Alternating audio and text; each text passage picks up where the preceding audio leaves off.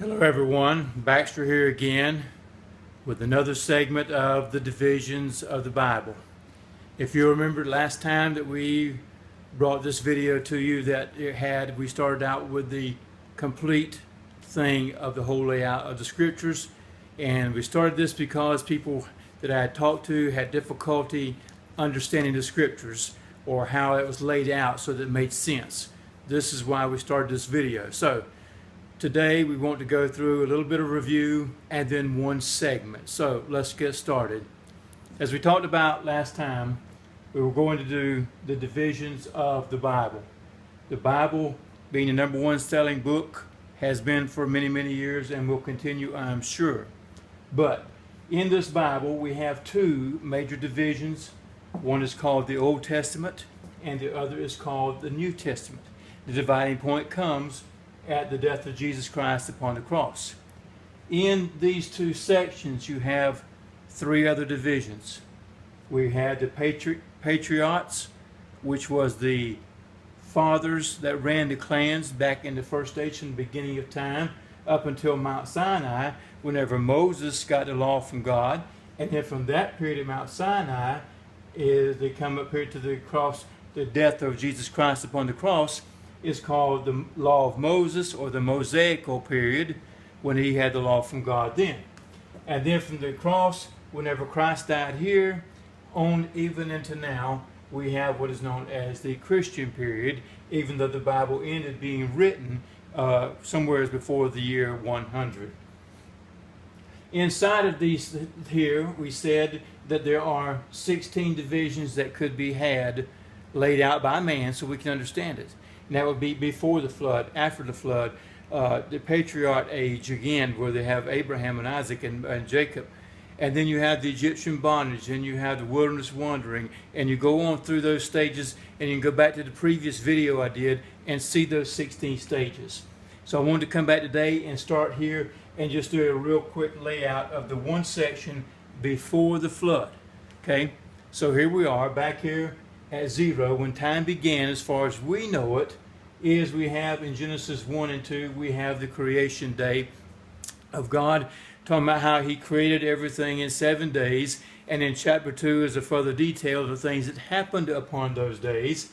In chapter 3, whenever we find that God had put man in the garden back over here, that here we find that Satan entered the world and caused Adam and Eve to go against what God had told them to do, and therefore we call this the fall of man in Genesis chapter 3.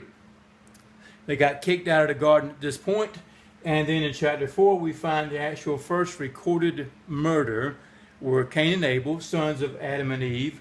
That Cain then, because his sacrifice was not pleasing unto God, he was mad with God, went and killed his brother Abel, and therefore the first recorded murder.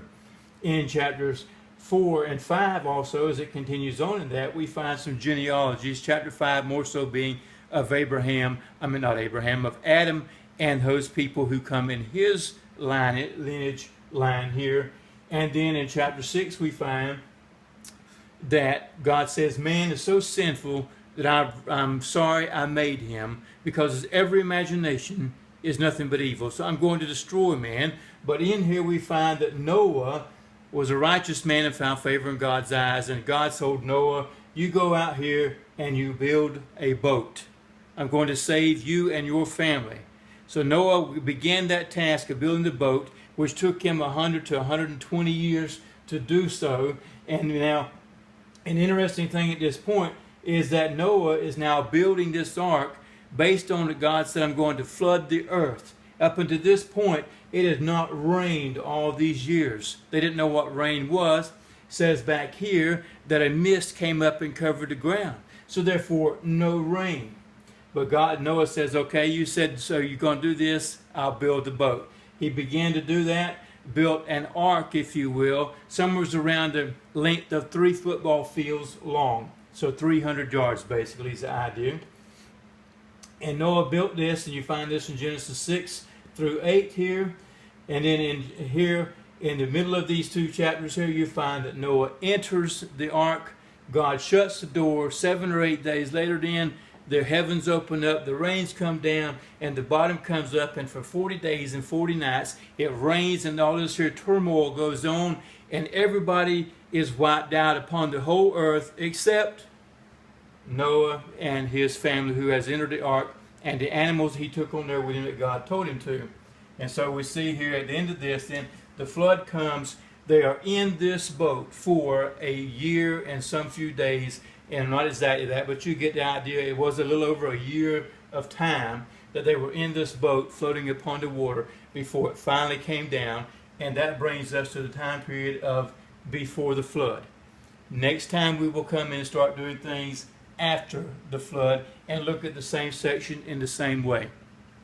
I hope you found this video useful today in helping you to understand the history and how it is placed into God's scriptures. And if you have done so, please share this with somebody else so they might be able to learn about Jesus Christ and God as we go through this section as often as I can, getting these videos up and putting them on our Facebook page. Thank you for stopping by.